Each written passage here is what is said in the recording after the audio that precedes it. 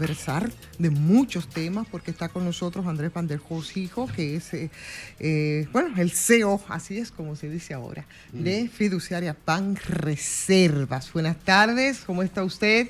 Yo muy bien, Ivonne, y gracias por estar aquí con amigos de hace muchos años, Gremi, Félix, Federico y sobre todo Fafa, que es amigo de la familia y un referente para todos los que tratamos de hacer buena comunicación. Así y que además, me siento muy porque bien. recientemente yo me encontré con él, Sí. yendo a su oficina, acompañando a unos compañeros del exterior que están tratando de montar una universidad en la parte este de alto nivel universitario, y fueron a hablar de las dificultades o de las posibilidades de financiamiento del banco. Y me sorprendí de ver la dimensión de los servicios que ustedes prestan.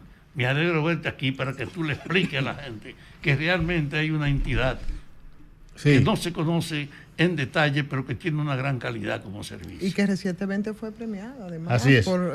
Internacionalmente. Rating, sí, claro Así que es. sí, con una muy buena calificación, ¿no? Sí, cómo no. Ayer tuvimos el honor de recibir a Banfafa y a un grupo de inversionistas con un proyecto muy interesante que no solamente tiene que ver conmigo por la parte del sistema fiduciario. Ellos están buscando el instrumento del fideicomiso como parte de la garantía para utilizarlo para un financiamiento, sino también que, como ustedes saben, muchos saben, yo ya juré por la bandera de Punta Cana hace 15 años y va a ser un proyecto en Bávaro que es un proyecto universitario hospitalario de grandes dimensiones y que le va a dar una connotación diferente a esa zona que tanto amerita de mayores inversiones. Entonces, estuvieron por allá buscando esa manera de financiarse, porque el fideicomiso es un instrumento de confianza, ¿no? De garantías.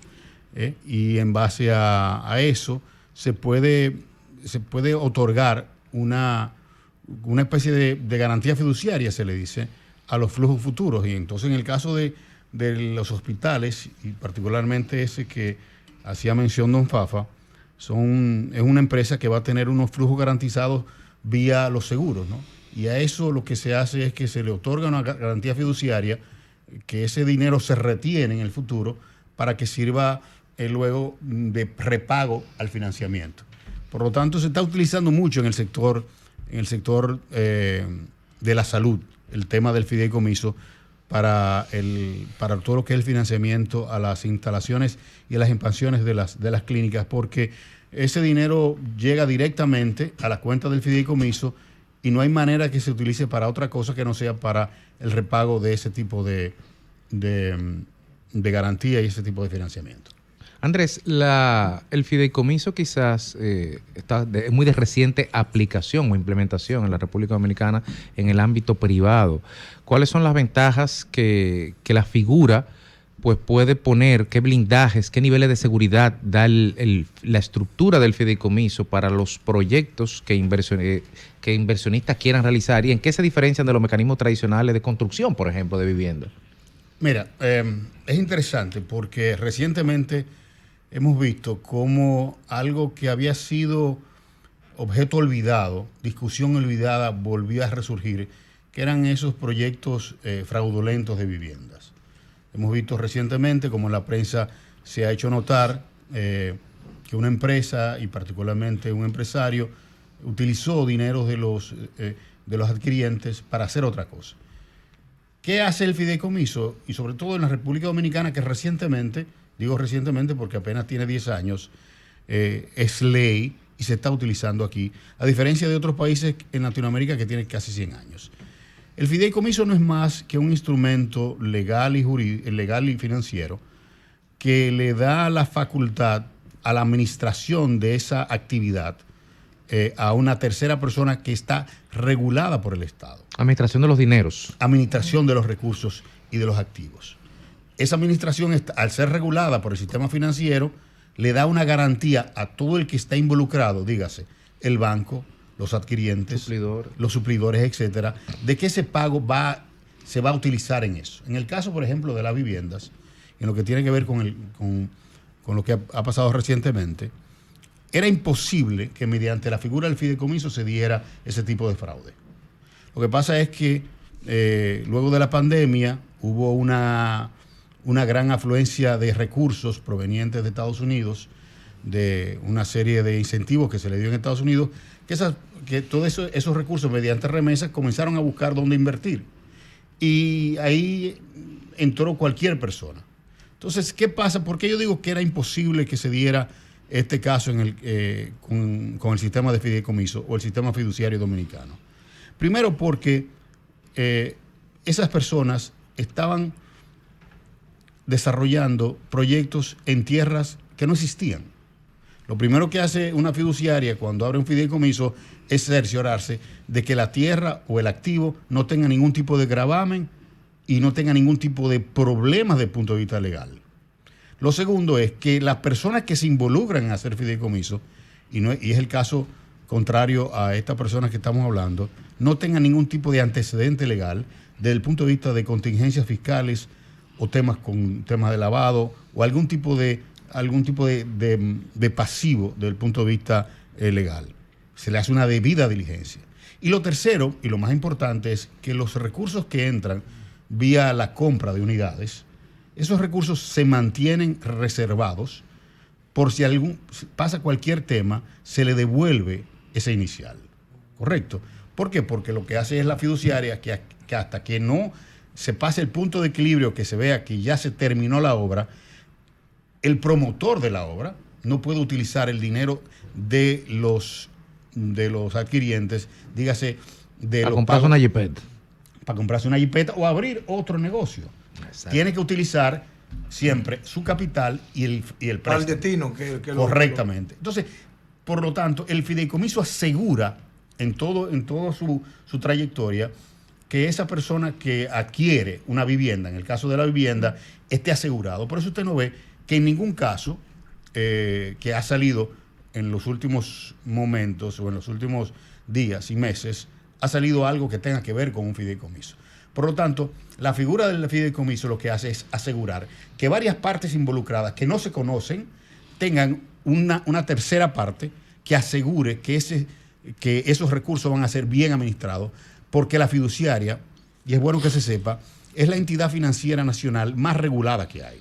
La fiduciaria la regula la Dirección General de Impuestos Internos, la super de bancos, la regula la super de valores en el caso que emita algún tipo de instrumentos en el mercado de valores. Y en el caso de la fiduciaria reserva tienes mucho más regulaciones, porque ya mediante la ley de fideicomisos públicos nos regula la Cámara de Cuentas, la Dirección General de Compras y Contrataciones y la Contraloría General de la República. O sea, es una entidad muy regulada en el sistema financiero, que lo que hace es que le da mucha seguridad a que cualquier tipo de transacción que se haga, sea inmobiliaria, sea financiera, sea cualquier tipo de transacción, esté sumamente regulada por el sistema ¿Hay financiero. varios tipos de fideicomisos para los fines mobiliarios o solamente existe uno? Y también, ¿qué vinculación podríamos decir con el tema también del encaje legal? Porque muchos constructores tienen acceso a tema encaje legal cuando hay y tema acceso a fideicomisos, pero no todo el mundo sabe cómo acceder a este tipo de beneficios que pueden garantizar su obra. Mira, lo primero es que sí, hay diferentes tipos de fideicomisos inmobiliarios. Está el fideicomiso de bajo costo, que es el fideicomiso que se prevé en la ley 189-11. Eso es una ley que nace en el año 2011, en el finales del gobierno del doctor Leonel Fernández, pero que se comienza a implementar en el gobierno de Danilo Medina. Y comienza por un fideicomiso público, que es Redevial. Sin embargo, esa ley lo que hace es que otorga una serie de incentivos fiscales para el desarrollo de vivienda de bajo costo. Por ejemplo, en el caso de Mi Vivienda Feliz, Sí. Y la intervención... De Familia Feliz. De Familia Feliz. Sí. En ese caso, ¿cómo es la participación? Sí, muy bien. La Familia Feliz se hace de esta siguiente manera. El Estado Dominicano, a través del Ministerio de la Presidencia, tiene unos fondos asignados para el subsidio, sobre todo de los iniciales, para una serie de viviendas que no pasen de 3 millones de pesos. La persona aplica a esos subsidios, claramente tiene que tener una serie de condiciones, no puede tener otra vivienda, etcétera. Y lo que hace es que esa persona, cuando accede, además de acceder a ese subsidio al inicial, también accede a un subsidio de la tasa, que es lo que Félix quería saber, de un 8% fijo por 7 años. Eso es un programa del Estado. ¿Eso es alto o bajo? No, eso es muy bajo. Estamos hablando que la tasa promedio ahora mismo de un préstamo hipotecario está en un 13, un 14%. Por lo tanto, es una tasa subsidiada que se le da mediante la figura del fideicomiso. Pero ¿qué pasa? Que además ese tipo de vivienda tiene otro tipo de incentivos. Por ejemplo, en vez de pagar un desarrollo inmobiliario normalmente un 25% de impuestos sobre renta, lo que va a pagar es un 10%. Por ejemplo, el pago de transferencias de los bienes, o sea, de los activos de una tierra, no la paga. Hay una serie de incentivos que ha permitido, oye bien, ha permitido que la República Dominicana en los últimos 10 años que tiene la ley de fideicomisos ha podido terminar más viviendas de bajo costo que en toda la historia. Pero tú estabas definiendo los diferentes tipos de fideicomiso. Escúcheme que retomo la pregunta, porque yo sé que hay muchos desarrolladores que al escucharte a ti ahora podrían interesarse y podrían tener acceso. Tú decías que había un primer fideicomiso que había entrado RD Vial, ¿verdad? Sí. Y ibas a definir los demás, a ver cuál es otro. Bueno, entonces está el fideicomiso de bajo costo, de vivienda de bajo costo, pero está el fideicomiso normal inmobiliario, que no tiene ese tipo de límite. No tiene ese tipo de incentivos fiscales, ¿no? Pero también tiene otros incentivos. Por ejemplo, una persona que vaya a hacer una torre y que... Pero 8 apartamentos, ¿se puede? 8 apartamentos, correcto. 8 apartamentos, vamos a ponerle que sean de 10 millones de pesos. Esa persona no tiene la tierra. Encuentra una persona que tiene la tierra. Esa persona le dice, mira, vamos a hacer un fideicomiso, vamos a buscar el dinero en un banco. El banco le va a prestar siempre a mejor interés y con la garantía del fideicomiso, no con la garantía de la tierra ni con la garantía necesariamente del desarrollador.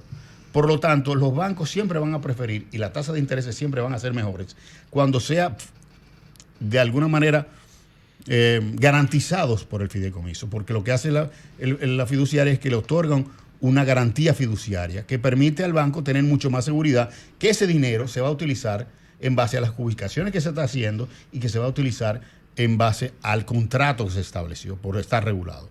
Por lo tanto, esa seguridad ha permitido, vuelvo y repito, que en los últimos 10 años haya habido un crecimiento vertiginoso.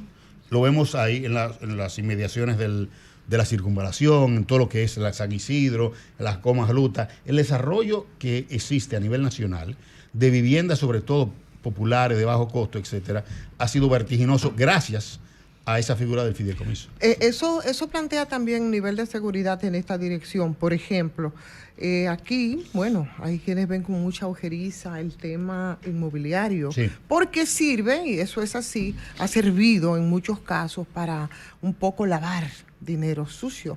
De alguna manera eso garantiza, eleva el nivel de confianza de la gente cuando son intervenidas a través de este tipo de entidades o de iniciativas. ¿Eso da algún nivel de confianza, sí, claro, respecto a esto? Sí, claro, porque las fiduciarias, no solamente las reservas, sino todo el sistema fiduciario nacional, somos objeto obligado. O sea, tenemos que estar rindiendo constantemente auditoría y haciendo la debida diligencia desde el punto de vista del lavado. Por lo tanto, todo el tema del lavado es un tema que está muy regulado por la fiduciaria.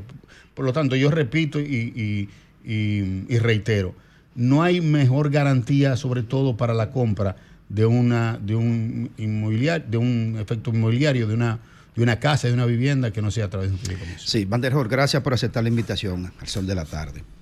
Mira, 2 preguntas. Una, si es factible ofrecerla públicamente. ¿De cuánto son las carpetas de proyectos de inversión vía ese modelo de negocio fiduciario que esté bajo su mando? ¿Y de cuánto es el monto en dólares, digamos, de cómo es la carpeta? Esa es una pregunta. Y por otra, ¿qué debe hacer una persona, por poner un caso muy específico, que tiene inversiones en Nueva York, por decir de alguna manera, y tiene un capital que quiere invertir, pero quiere invertirlo vía ese modelo de ustedes? ¿Qué debe hacer en términos prácticos? ¿Cómo se acerca? ¿Qué es lo que se hace?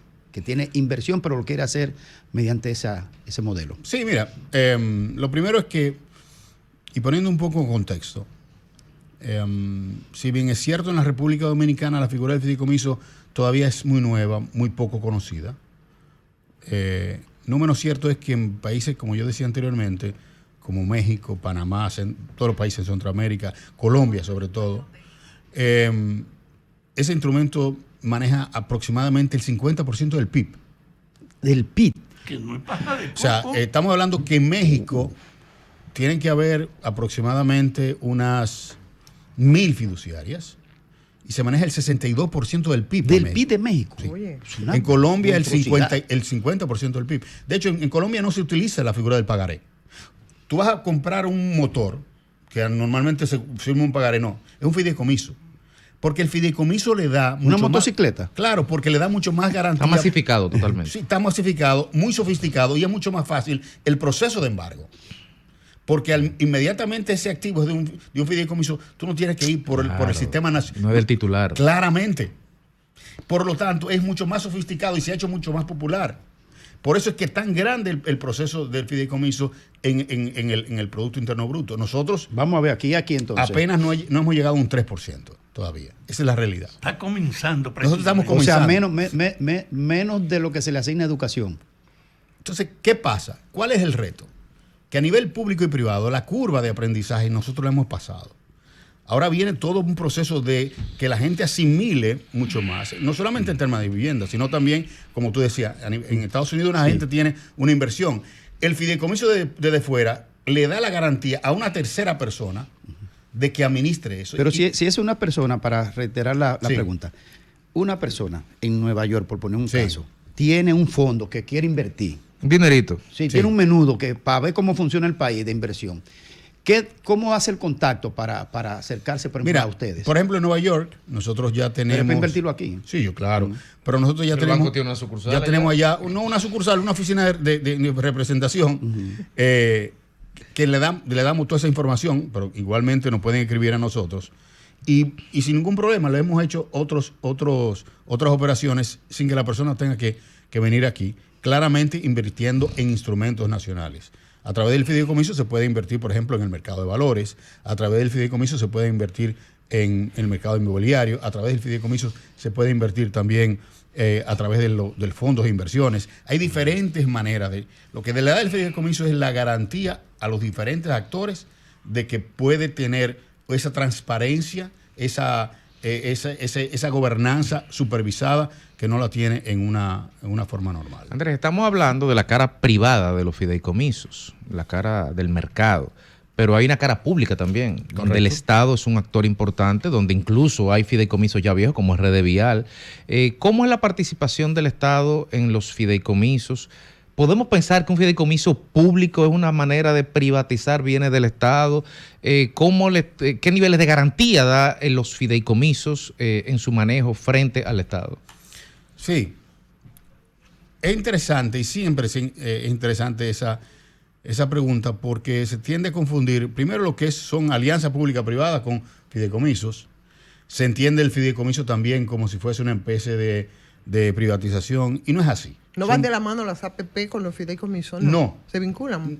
Se pueden vincular. Lo que pasa es que la Dirección General de Alianza Pública-Privada ha tenido el mandato del desarrollo de Pedernales y el Pedernales es un fideicomiso público, pero no es una APP. La APP es una forma de crear un mecanismo en el cual un servicio público está coadministrado por el sector privado hasta un tiempo determinado.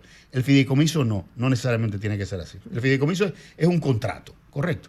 Y hay fideicomisos públicos. De hecho, somos el único país en todo el hemisferio en tener una ley específica para fideicomisos públicos. Otros países, por ejemplo, como México, Colombia, Panamá, etcétera, que son las mejores prácticas, no tienen ley. Pero nosotros tenemos una ley de fideicomisos públicos que es única y exclusivamente para administrar fideicomisos que sean enteramente públicos. Por ejemplo, el caso de Red Vial, que es el primer fideicomiso, no solamente público, sino privado, del país. Acaba de cumplir 10 años. Y lo que hace es que ese fideicomiso le asegura a los deudores que el dinero que entra por los peajes se utilice única y exclusivamente para el pago de esa deuda y para la ampliación, mantenimiento y el cuidado de esas vías. Por lo tanto, el dinero que entre por peaje o para otra cosa no se puede utilizar para comida, no se puede utilizar para otros tipos de necesidades que tenga el Estado. Por lo tanto, bajo ningún concepto, un fideicomiso público es una privatización. Claro, hay fideicomisos públicos donde interviene el sector privado. Por ejemplo, el segundo fideicomiso fue el fideicomiso Ciudad Juan Bosch, que ha sido totalmente un éxito desde el punto de vista del desarrollo inmobiliario. ¿Por qué? Porque el sector público hace un fideicomiso donde recibe las tierras, le hace todo el tema de las infraestructuras, las mejoras, etcétera, agua, luz, y en cada uno de los lotes se crea un fideicomiso privado para que esa persona privada desarrolle con su dinero y lo venda al sector privado. Entonces ahí hay una combinación entre un fideicomiso público con fideicomisos privados. Como el que iba a ocurrir, por ejemplo, con Punta Catalina. No. No. Y me voy a explicar ahí, y es importante saberlo. Sí. Punta Catalina siempre fue un fideicomiso público. Lo que pasa es que Punta Catalina en ese momento no había una ley, no se sabía muy bien, explicar muy bien, pero Punta Catalina sí iba a ser siempre un fideicomiso público. ¿Qué pasa? Que en el fideicomiso público el presidente podía nombrar en ese momento cualquier persona y se decidió nombrar a una persona del sector privado, pero con un nombramiento de un mandato público.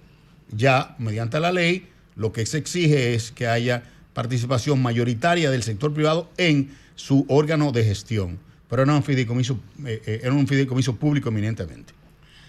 Cuando ustedes lo escuchan ahora, yo me di cuenta que ese tipo de servicio no es de dominio informativo de la gente, que hay un déficit de conocimiento en torno a un servicio que yo entiendo puede contribuir de verdad a ampliar las actividades productivas del país. Y por eso me alegra que tú estés aquí, porque en el fondo lo que necesitamos es más promoción de lo que ustedes representan y de lo que es el fideicomiso y la actividad del Banco de Reserva. Así es, y por eso estamos aquí. Estamos aquí porque entendemos que el fideicomiso es un instrumento de confianza, que la confianza genera capital social y el capital social lo que hace es generar mucho más capacidad productiva. Por ejemplo, recientemente el presidente emitió un decreto conformando un nuevo fideicomiso donde se van a resguardar las tierras del CEA.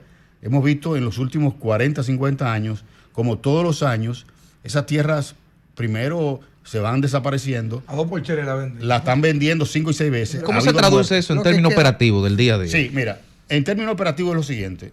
Las tierras ya pasan de ser de nadie, del Estado con una... Del Estado sin doliente. Y pasan a formar parte de un fideicomiso que está regulado por el sistema financiero. ¿Me entiendes? Por lo tanto, esa tierra, si digas por ejemplo, una tierra que esté en Monteplata, tiene que ser delindada entonces. Claro, hay un proceso viene todo un proceso. Primero tiene que ser delindada, claro. Tiene un proceso de que hay que regularlas, sí. Y luego pasa entonces al fideicomiso. Ya una vez esté en el fideicomiso. Estatal, ¿no? Claro, totalmente estatal, totalmente estatal. Un fideicomiso público se maneja ahí con esa tierra se pueden desarrollar proyectos como el de Ciudad Juan Bosch, por ejemplo. Nosotros estábamos viendo, incluso ahora en Pedernales, unas tierras que son del CEA, que hay un grave problema de titulación en esa parte, pero que son del CEA de hace mucho tiempo y que tuvieron en su momento vocación agrícola. ¿Pero ¿y qué hace el CEA? Ahí no se produce caña. Bueno, pero estaba ahí. Pero digamos que un poco es la francachela que aquí se armó con las tierras del CEA, que se hizo lo que quiso, que todo el mundo cogió, que dio, y que se repartió y que fue una cosa. Eso no pasa. Es como organizar eso. Correctamente. Es algo así, para que la gente lo entienda. Las que se robaron, las que agarraron a lo loco, las que dieron, como que eso era, vamos entonces a organizarlo. La vendían 5 veces, todo ese tipo de cosas. ¿Qué pasa? Muchas de esas tierras tienen vocación agrícola, otras tienen vocación de desarrollo inmobiliario. Entonces, escoger toda esa tierra y comenzar a desarrollar proyectos inmobiliarios que permitan a la gente tener vivienda. Y proyectos agrícolas en los que fueran. Muchos proyectos agrícolas, proyectos turísticos, pero eso le va a dar la capacidad al Estado de resguardar mediante el sistema financiero y dejar de golpe y porrazo, parar de golpe y porrazo todo ese problema que hay. Pero a propósito del tema del desarrollo inmobiliario, es evidente que hay un temor ahora mismo en la población y los compradores de apartamentos, porque tengo amigos que trabajan en el tema inmobiliario, dicen que la gente no quiere comprar en muchas ocasiones por temor a que pase lo que ha pasado con los casos ya sonados en justicia. Principalmente la gente que compra desde Estados Unidos, que son los que dan los $10,000 adelante, huyendo sin problema. ¿Qué recomendación tú le darías a esa gente y a ese mercado para que se pueda volver a estabilizar? ¿Qué garantía hay? No, es sencillo. Que busque que el proyecto sea manejado mediante un fideicomiso de cualquier fiduciaria del sistema financiero nacional. Son muy buenas fiduciarias, ninguna ha tenido problemas. Está la fiduciaria universal, la fiduciaria popular, la cuña, la del VHD, la nacional, etcétera. Hay muchas fiduciarias dentro de un sistema fiduciario que está bien regulado. Podemos decir lo que querramos, pero indudablemente que en los últimos 20 años de la República Dominicana, si hay un sistema que ha podido dar garantías institucionales, ha sido el sistema financiero nacional. Estamos en el cierre ya, Andrés, pero yo quisiera preguntarle al político, aunque sea ya colita al final. Dale. Ven acá. El viejo suyo soltó la estructura en banda y usted no está en política, usted solo está en el área Mi financiera. papá tomó una decisión hace 10 años que le dio más años de vida y más alegría, que fue retirarse de la política. Yo nunca fui del partido de mi papá. Pues tú, un traidor, entonces. No, lo que pasa es que yo no... Hombretado. El establishment. Traté de irme por otro rumbo. Sí. Traté de irme por otro rumbo, pero está bien, mi papá está bien. Y no, la estructura ya no existe. Fue un partido que en su momento jugó un rol importante. Yo prometí hacer vida activa política una vez ya pasara la época de Balaguer y me he dedicado a ser una empresario. persona... Bueno, empresario, pero mi vocación es básicamente la política. Bueno, agradecerte a la cervecita público que nos mandaste en estos días. A su orden siempre. Andrés, muchísimas gracias a a ustedes. esta conversación, señores, por esta conversación que está. Hay un tema que la gente no entiende, que genera muchas Y confusiones. como Dimen dice Fafa, hay que seguir insistiendo, educando, explicando Así es. y hacerle conciencia a las personas de que esto es un instrumento que lo que da es más confianza y aporta capital social a todo el proceso productivo. Muchísimas gracias. Y al país. Muchísimas gracias.